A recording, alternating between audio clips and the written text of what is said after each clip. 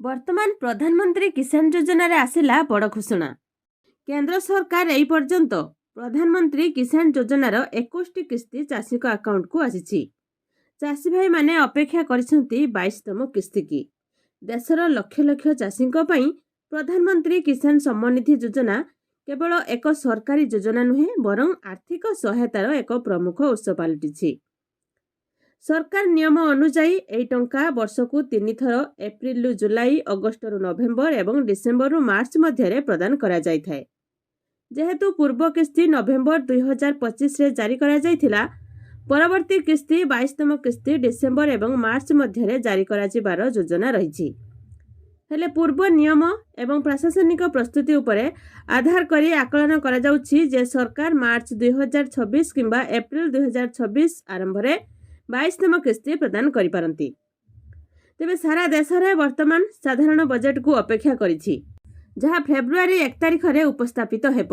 ଯେତେବେଳେ ଅର୍ଥମନ୍ତ୍ରୀ ନିର୍ମଳା ସୀତାରମଣ ସଂସଦରେ ବଜେଟ୍ ଉପସ୍ଥାପନ କରିବେ, ଏହା ଚାଷୀଙ୍କ ପାଇଁ ଗୁରୁତ୍ୱପୂର୍ଣ୍ଣ ଖୁସି ଖବର ଆଣିପାରେ। ତେବେ ବର୍ତ୍ତମାନ ପ୍ରଧାନମନ୍ତ୍ରୀ କିଷାନ ଯୋଜନା ଅଧୀନରେ ଯୋଗ୍ୟ ଚାଷୀମାନେ ବାର୍ଷିକ 6,000 ଟଙ୍କା ପାଉଛନ୍ତି, ଯାହାକି 3ଟି ସମାନ କିସ୍ତି 2,000 ଟଙ୍କାରେ ବଣ୍ଟନ କରାଯାଉଛି।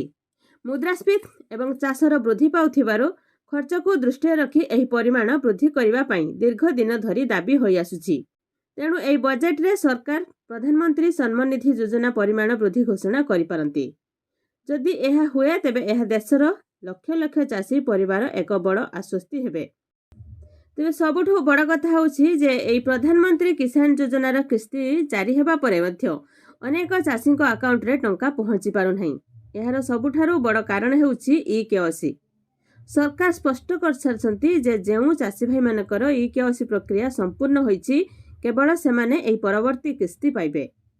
ଯଦି ଆପଣ ଏହି ପର୍ଯ୍ୟନ୍ତ ଏହି ପ୍ରକ୍ରିୟା ସମାପ୍ତ କରିନାହାନ୍ତି, ତେବେ ଏହାକୁ ତୁରନ୍ତ ପ୍ରଧାନମନ୍ତ୍ରୀ କିଷାନ ପୋର୍ଟାଲ କିମ୍ବା ମୋବାଇଲ ଆପ୍ ମାଧ୍ୟମରେ ପୂରଣ କରନ୍ତୁ, କିମ୍ବା ଆପଣଙ୍କ ନିକଟସ୍ଥ ଜନସେବା କେନ୍ଦ୍ରକୁ ଯାଇ ଇ-କେୱାଇସି କରିନିଅନ୍ତୁ। ସରକାର ଏକ OTP ଆଧାରିତ ଇ-କେୱାଇସି ସିଷ୍ଟମ ଆରମ୍ଭ କରିଛନ୍ତି।